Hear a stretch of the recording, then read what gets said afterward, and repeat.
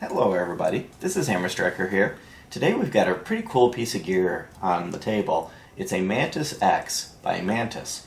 And what you can see is the device, cool case it comes in, and I'll show you that, the smartphone application, and I've got this CZ-P10 unloaded that we're going to use to demonstrate how this thing works. So as you can see, the P10's unloaded, and the Mantis is this little device here. So I'll set the phone aside. And that is the actual MantisX right here. On one end it has a USB. It attaches to a Picatinny rail. And what this is a training tool. It has gyroscopes in it. It can monitor all of the movement that's taking place while you're aiming, lining up, and firing your gun, and then give you reports and tracking on it. The cool thing about this thing is it can be used in 3 different ways. It can actually be used in live fire. So for example, I take this P10 and mount the device on the Picatinny rail, use the screw to line it up on the notch, and you would of course fully tighten it down, but I'm just going to tighten it down a little bit to keep it in place. And what you've got is a little device hung off the front of the Picatinny rail. This works perfectly live fire. You can also do dry fire. I'll show you when I get the app up how you set it for that, and it'll even work with the training simulators that use CO2 to cycle the slide. There's the setting for that. You can mount it forward facing or backward facing, so if it won't fit right on your rail the long way, you can turn it around and face it the other way. Now there's no camera in this. It doesn't require a camera. It does everything based on the gyros and the movement of the gun, and it has some very, very cool reports that I'll show you in the app. So I'm going to put this down for a moment. We'll show you this cool little case. It comes in this Pelican case. And this comes with it as part of the package. In this package, the case, the MantisX device, and the app is free. It retails for about $149. I'll put a link to their website in the description of the video if you're interested in pursuing it. But as you saw from the intro, you could see it detecting the shots and then tracking it. When you have the app up, in the menu, you can go into training mode, which would be to actually use it for real and actually do some training. You can go into history. And here is the sequence of events. We did 8 sessions, they call them, and then within the sessions a number of shots, and it gives you your score. I'll take this first one here, which would be the one that was in the video, in the intro of our video. You'll see it tracks what happened and what direction the muzzle went during the sequence, and it gives you a little bit of indication of how much it moved, and then possible diagnostics for the issue. You go to the next one and you get some tracking metrics on how well you scored, what the gun was doing, and then this display is really cool because there's really no other way to get this type of information. It shows you what happened during the actual firing sequence. So the green dots is everything I was doing while aiming, leading up to it. The yellow is what was happening during the trigger pull, and the red is what happened immediately afterwards. And if you've got something like going on like a flinch, you're pushing the gun, doing something like that, it can be very difficult to figure that out yourself.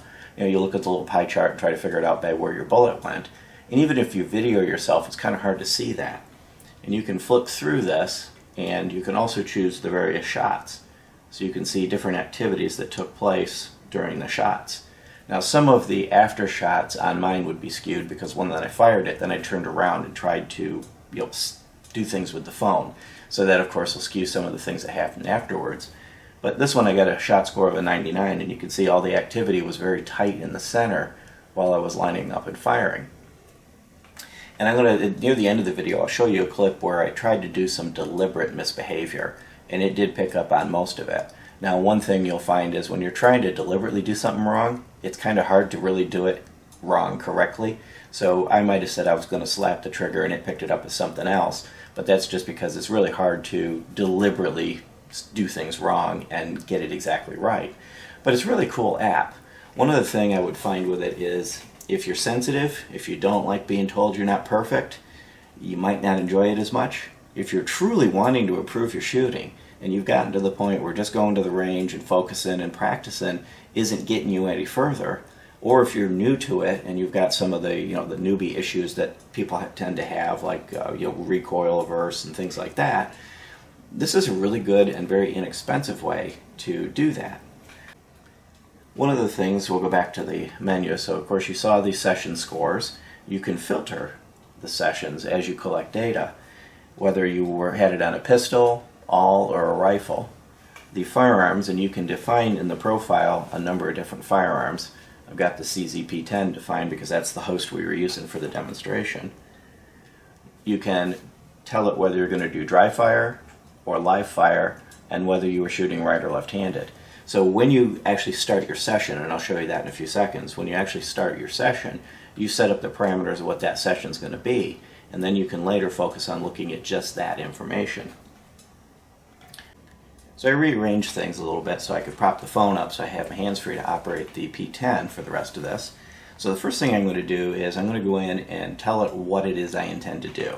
So I'm going to go to the menu, I'm going to go to Settings, and in Settings I've got the various set up to determine, it's a pistol, the current firearm. It's not necessary to tell it the firearm, but it does help with if you've got multiple firearms and you can use this to train on different ones to be able to filter. You saw the filters earlier, that I have it in right-handed mode. Now right now it's in live fire, but because I want to do some dry fire testing with it, I'm going to change it to dry fire. And the device is in the forward position. And one of the things that's really nice about this app is everything has a question mark next to it.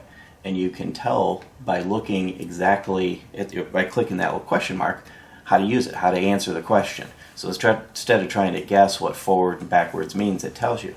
So in this case, forward, the USB port is facing towards the shooter, and you can see it right there. So it's a very well written app. And in the beginning, the first time you use it, it kind of gives you like pop-up tips all the way through the first use of it. So now that I've got it set up for what it is I'm going to do, I'm going to go ahead and connect. So you just click connect, it'll find the device and connect to it, and then it's going to tell me that it wants me to calibrate it. To calibrate it, you just set the gun down and let it calibrate for the normal drift of the electronic gyros, and it's almost ready to go. The very next thing I need to do, I'll pick up the gun, show you that it's unloaded still, is click the start button. This puts it ready to go. Now I put it in dry fire mode, so theoretically if I pull the trigger, it should pick it up, and it did. It gave me a score of 71.9, and it told me I was tightening my fingers. And I actually think I did as I pulled the trigger. Now if I cycle the gun and then do another shot, that time I get a 57, too little trigger finger. Of course I've got the gun at a poor angle, I don't have a good grip on it. But it will allow you to do this in the safety of your own home with whatever gun you've got without making any modifications to it, dry fire training. Then go into the menu, change it to live fire training, and take that same gun out, fire it on the range, go back and resume dry fire. When you're done, you just hit stop. And it'll give you your shots, and then this episode will now be in the history. So overall, I find this device pretty interesting. It's the first one I've seen where you can do live fire, dry fire, and not have to modify the gun in any way. The only disadvantage to using a gun like this is it's a striker gun, so you have to cycle it every time. If you use something like a Beretta 92 or one of the various guns that have a double action trigger, then you can much more easily just keep going and do your practice with it. So for $149, this little device, you get an excellent training tool.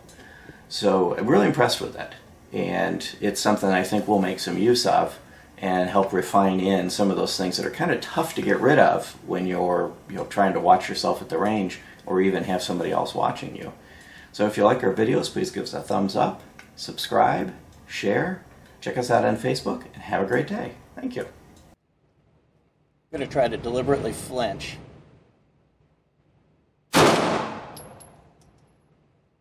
I'm going to deliberately weight too much finger on the trigger. I'm going to do too little finger on the trigger.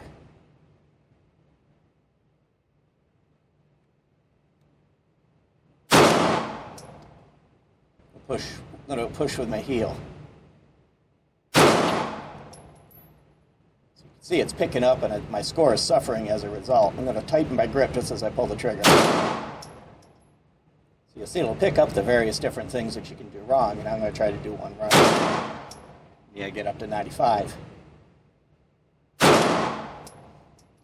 I do some rapid fire, you'll see that the score suffers as a result. Pretty cool device.